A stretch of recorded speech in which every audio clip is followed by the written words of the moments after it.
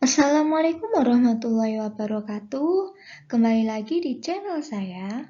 Kali ini saya akan menjelaskan materi mengenai pendidikan yang berpihak pada murid.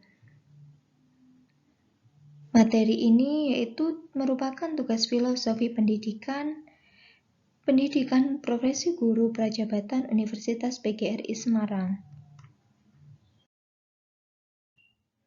Dasar-dasar pendidikan menurut Ki Hajar Dewantara yang pertama yaitu menuntun.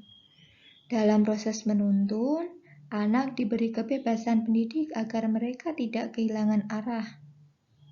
Maksudnya, anak diberikan kebebasan pendidik sebagai pamong dalam memberikan tuntunan dan arahan agar anak tidak kehilangan arah dan membahayakan dirinya agar mencapai kebahagiaan dan keselamatan.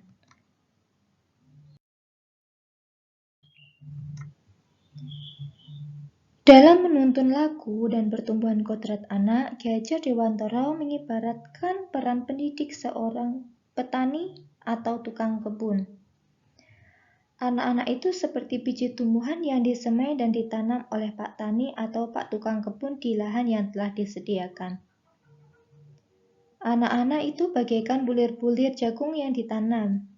Bila jagung yang ditempatkan di tanah yang subur dengan mendapatkan sinar matahari dan pengairan yang baik, maka meskipun biji jagung adalah bibit jagung yang kurang baik atau kurang berkualitas, dapat tumbuh dengan baik karena perhatian dan perawatan dari Pak Tani. Demikian sebaliknya, meskipun biji jagung itu disemai adalah bibit berkualitas baik, namun tumbuh di lahan gersang dan tidak mendapatkan pengairan dan cahaya matahari, serta tangan dingin Pak Tani, maka biji jagung itu mungkin tumbuh namun tidak sesuai yang diinginkan atau tidak dapat dengan optimal. Selanjutnya, Ki Hajar Dewantara menjelaskan bahwa dasar pendidikan anak berhubungan dengan kodrat alam dan kodrat zaman. Beliau mengatakan bahwa guru harus berpihak pada murid, sehingga sebagai guru harus bisa menuntun murid sesuai dengan kodratnya. Dalam melakukan pembaharuan yang terpadu, hendaknya selalu diingat bahwa segala kepentingan anak-anak didik, baik mengenai hidup diri pribadinya maupun hidup kemasyarakatannya, jangan sampai meninggalkan segala kepentingan yang berhubungan dengan kodrat keadaan, baik pada alam maupun zaman.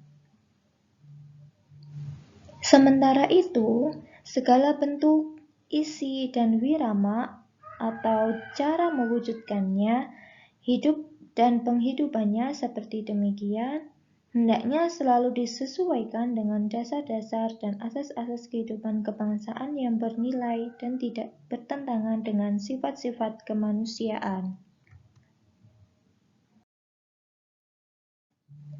Selanjutnya yaitu budi pekerti. Menurut Ki Hajar Dewantara, budi pekerti atau watak atau karakter merupakan perpaduan antara gerak pikiran, perasaan, dan kehendak atau kemauan sehingga menimbulkan tenaga. Budi pekerti juga dapat diartikan sebagai perpaduan antara cipta, karsa, sehingga menciptakan karya.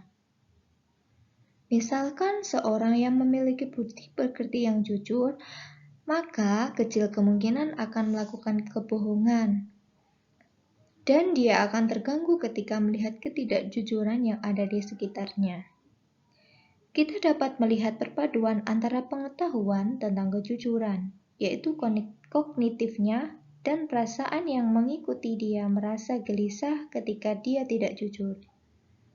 Itu afektifnya, yang kemudian menghasilkan sikap jujur yang ditampilkan, yaitu psikomotoriknya.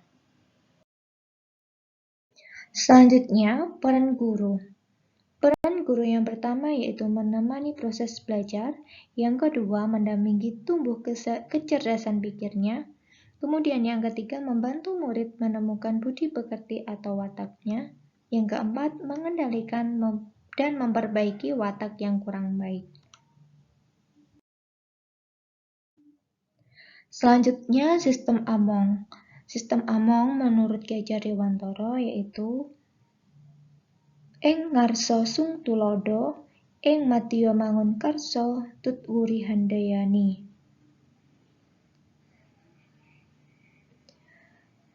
Ing ngarsa sung tulodo yaitu di depan ia menjadi teladan atau contoh yang baik bagi para murid. Kemudian ing madya mangun karsa yaitu di tengah menjadi pendorong atau pemberi semangat. Tutwuri handayani di belakang mengamati kemajuan para murid. Ki Hajar Dewantara juga menekankan agar para guru mendorong murid-muridnya agar mengikuti jalur yang benar dengan cara mengilhami dan memotivasi mereka dengan cara pikiran yang tepat.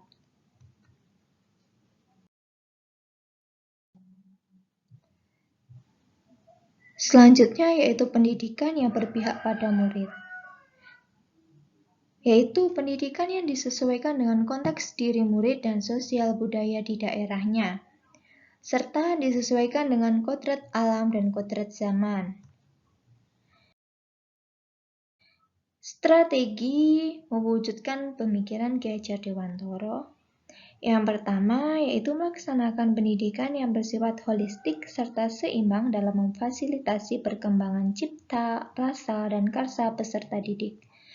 Yang kedua yaitu melaksanakan pendidikan yang komprehensif meliputi aspek kognitif, afektif, dan psikomotor.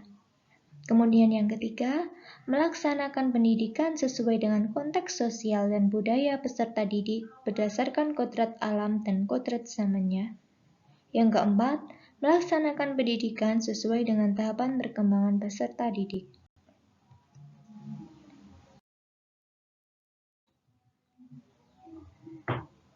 Selanjutnya, sebagai guru, sudahkah pendidikan sesuai dengan pemikiran filosofi Ki Hajar Dewantara? Ya, karena mendidik adalah pengasuhan sepanjang hayat, maka guru akan selalu punya kesempatan untuk berbenah.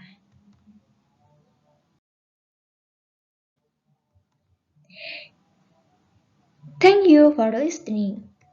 Jangan lupa like, subscribe, kemudian bunyikan loncengnya ya. Terima kasih.